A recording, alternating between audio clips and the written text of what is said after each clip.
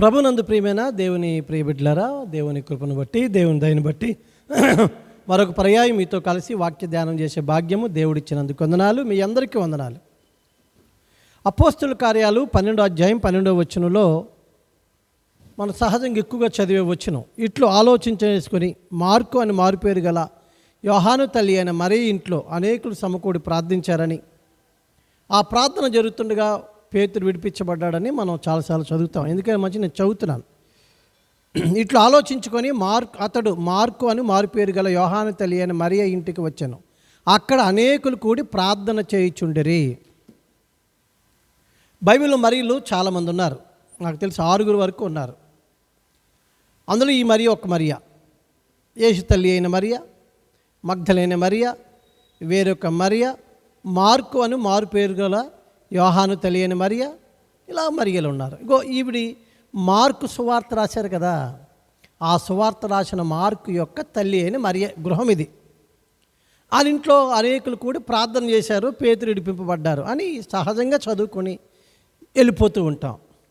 కానీ మరియ గురించి ఈ మహిళా దినోత్సవ సందర్భంగా ప్రత్యేకంగా మహిళ యొక్క ధైర్యం, మహిళ యొక్క గొప్పతనం చెప్పడానికి ఈరోజు నేను ప్రేరేపించబడ్డాను.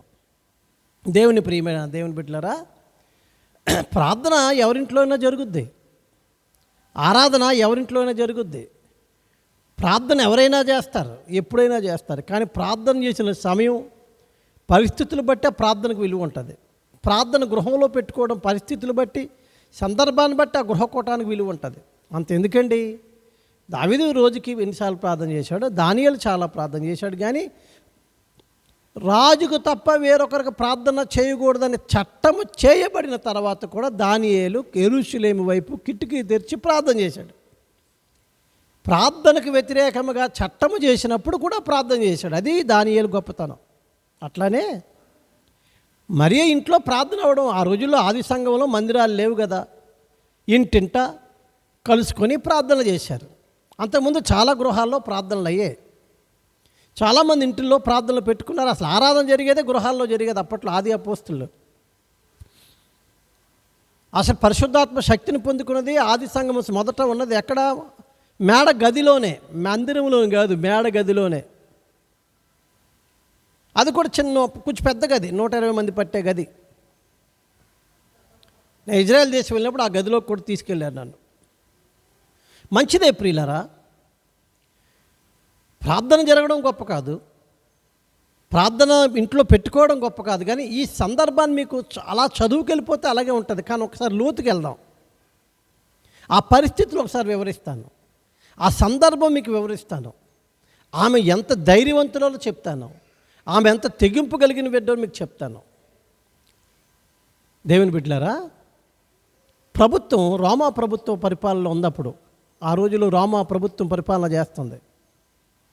ప్రభుత్వమే క్రైస్తవ్యానికి వ్యతిరేకం అయిపోయింది. అధికారులే, ముఖ్యమంత్రుల్లో, గవర్నర్లో, ఆ స్థితిలో, ఆ స్థాయిలో ఉన్నవారే క్రైస్తవ్యానికి వ్యతిరేకం అయిపోయారు. వ్యతిరేకం అవడం కాదు, హత్యా రాజకీయాలు, హత్యా పరిపాలన చేయడానికి కూడా సిద్ధపడిపోయారు. అపోస్తుల కార్యాలు 12వ అధ్యాయం మనం చదువుతుంటే, యోహాను సహోదరుడైన యాకోబును ఆల్రెడీ చంపేశారు. ఎందుకు చంపింది ప్రభుత్వం అంటే, వాళ్ళని చంపితే ప్రజలకు ఇష్టమట. అంటే ప్రజలకు ఇష్టం అంటే అదేలేండి, ప్రభుత్వాలు అయ్యే చేస్తాయి కదా. త్రాగుడు బాగా తాగనిస్తే ప్రజలకు ఇష్టమనే తాగనిస్తారు. చాలా చాలా సాంఘిక దురాచారాలను ప్రభుత్వం చూసి చూడనట్టుగా ఎందుకు వదిలేస్తుందంటే, వాటిని కట్టిదిట్టం చేస్తే ప్రజలకు నచ్చదు. వాళ్ళు చెడిపోవడాన్ని వదిలిపెట్టేస్తే ప్రజలకు ఇష్టం. అలాగని ప్రభుత్వం అలా చేస్తుందా? ప్రభుత్వం ప్రజల మేలు, ప్రజల క్షేమం కోరుకోవాలి కదా.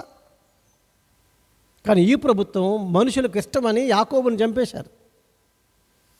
ఇంకా అప్పటికి పౌలు గారు ఇంకా అప్కమింగ్ రక్షణ అయితే పొందాడు, అరేబియాలో ప్రార్థనలో ఉన్నారు, ఇంకా సేవ ప్రారంభం కాలేదు. అప్పటికి పేతురు గారే పెద్ద అపోస్తులలో పెద్దవాడుగా, మొదటివాడుగా పిలువబడుతున్నాడు పేతురు.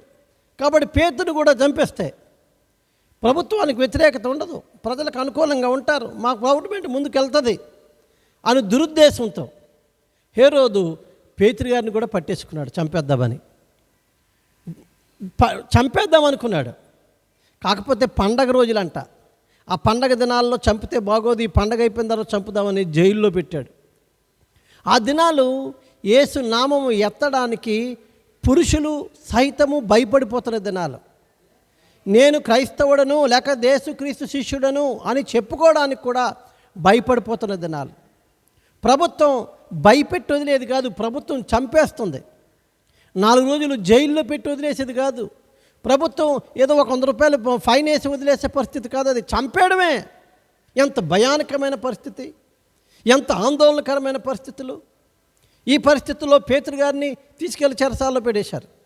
ఇప్పుడు సంఘం అందరూ కూడా మాట్లాడుకుంటున్నారు, మనం ప్రార్థన చేస్తే దేవుడే కార్యమైనా చేయగలడు, పేతురు కొరకు ప్రార్థన చేద్దాం అన్నారు.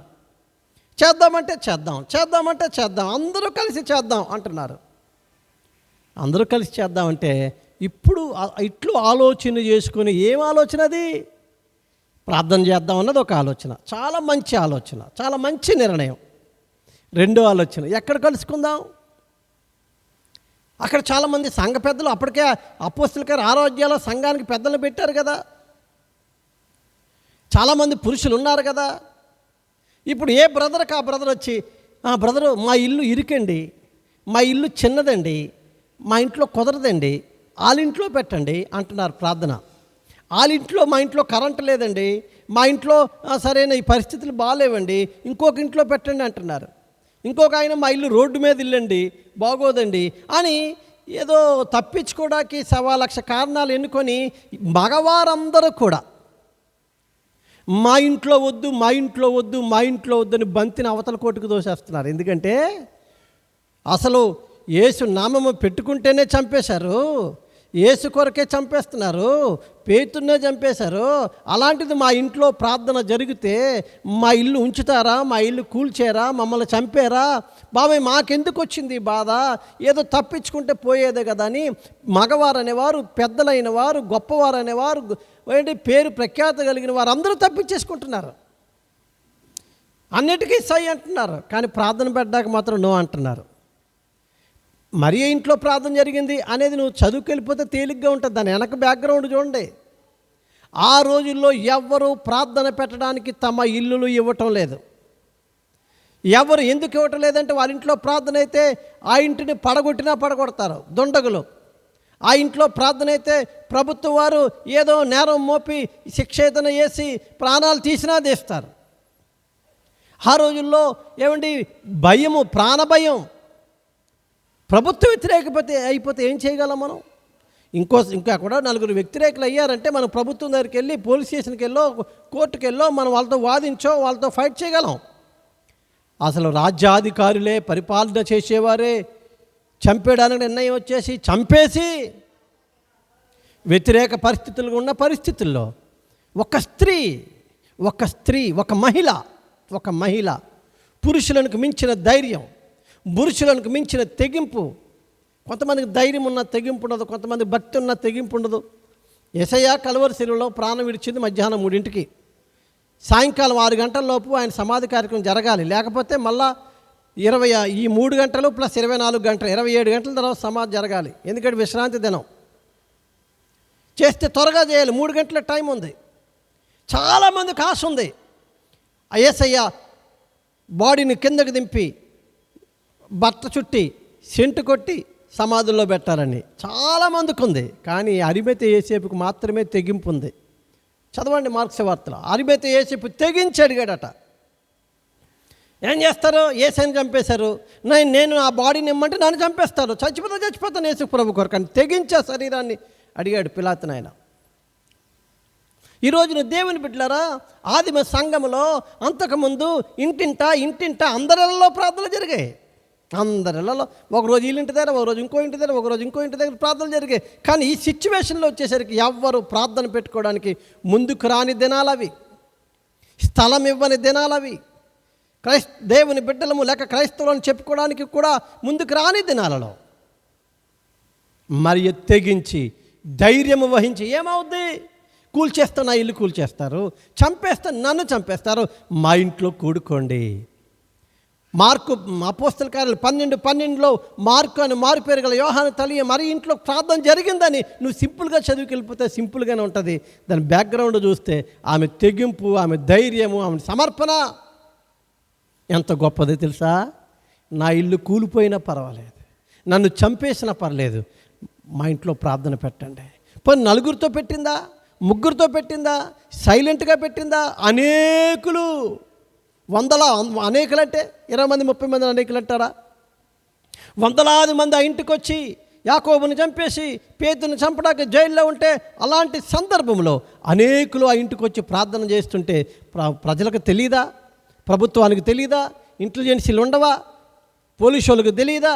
ప్రభుత్వం ఏ విధమైన చర్యలు తీసుకుంటుందో, ఏ విధమైన వ్యతిరేక పరిస్థితులు తీసుకుంటుందో, అయినా తెగించి ఆమె ఇంట్లో జరిగిన ప్రార్థనలో దేవుడు అద్భుతం చేసి బంధింపబడిన పేతురు దగ్గరికి దూతను పంపి చెరసాల నుంచి విడిపించి, పేతురు కూడా నమ్మలేనంత ఇది నిజమా అబద్ధమా కళ అనుకున్నంత పరిస్థితుల్లో విడిపించి తీసుకొచ్చి పేతురు అక్కడిని తీసుకొచ్చాడు. ఈరోజు నేను ఒక మాట చెప్పగలను, మందిరముగా మరియ గృహం మారిపోయింది. మందిరముగా మరియ గృహం మారింది. తెగించింది, ధైర్యం వహించింది, ప్రభు కొరకు నిలబడింది. పరిస్థితులు అనుకూలంగా ఉన్నప్పుడు, అందరూ మంచిగా ఉన్నప్పుడు, కలిసి వచ్చిన టైంలో ఎవరైనా ప్రభు కొరకు నిలబడతారు. వ్యతిరేకతల మధ్యలో, అనుకూల పరిస్థితుల్లో మనుషులు, ప్రభుత్వం, ఈ దినాల్లో అంత వ్యతిరేక పరిస్థితుల్లో మనం చూస్తున్నాం. ఇలాంటి పరిస్థితుల్లో కూడా స్త్రీలైన వారు, మహిళలైన వారు మీరు ప్రభు కొరకు నిలబడగలరు. మీకున్నంత ధైర్యము ఒక విధంగా చెప్పాలంటే పురుషులకు కూడా ఉండదు. మగవారికి ఉంటే కండబలం ఉంటుందేమో కానీ గుండె బలం మాత్రం ఆడవాళ్ళకు ఉంటుంది. యేసుప్రభు సమాధి కార్యక్రమం అయిపోయిన తర్వాత ఆదివారం తెల్లవారుజామున మధ్యరాత్రి మగ్దలేని మరి సమాధుల్లోకి వెళ్ళగలిగింది. ఆమె వచ్చి పేతుని లేపి పేతుని తీసుకెళ్ళి వరకు తెల్లవారలేదు. ఏ మధ్యరాత్రి వెళ్ళిందో. నేను ముగిస్తున్నాను. దేవుని బిడ్డ, మందిరముగా మార్చిన మరియ గృహం అననుకూల పరిస్థితుల్లో, నీవు కూడా పరిస్థితులు అనుకూలంగా ఉంటే మందిరానికి ఎవరైనా వెళ్తారు. ఏ పని లేకపోతే గుడికి వెళ్ళేవాళ్ళు కాదు. ఈ రోజుల్లో చూడండి, కొన్ని మన జిల్లాలో, మన ఆంధ్ర రాష్ట్రంలో కూడా చర్చికి వెళ్ళే వాళ్ళందరినీ క్రిస్టియన్ చేసేయండి అని, లేకపోతే ఇంకోటి ప్రభుత్వాలు వ్యతిరేకంగా మారుతున్నాయి. ఇలాంటప్పుడే మనం ప్రభు కొరకు నిలబడదాం. మన పక్కకి దేవుడు అద్భుతాలు చేస్తాడు. మరీకున్న ధైర్యం, మరీకున్న తెగింపు మనందరికి ఇచ్చి మన గృహాలనే దేవుడు మందిరాలుగా మలచి అనేకులు ప్రార్థన చేసే స్థలాలుగా సిద్ధపరచునుగాక. ఆమేన్.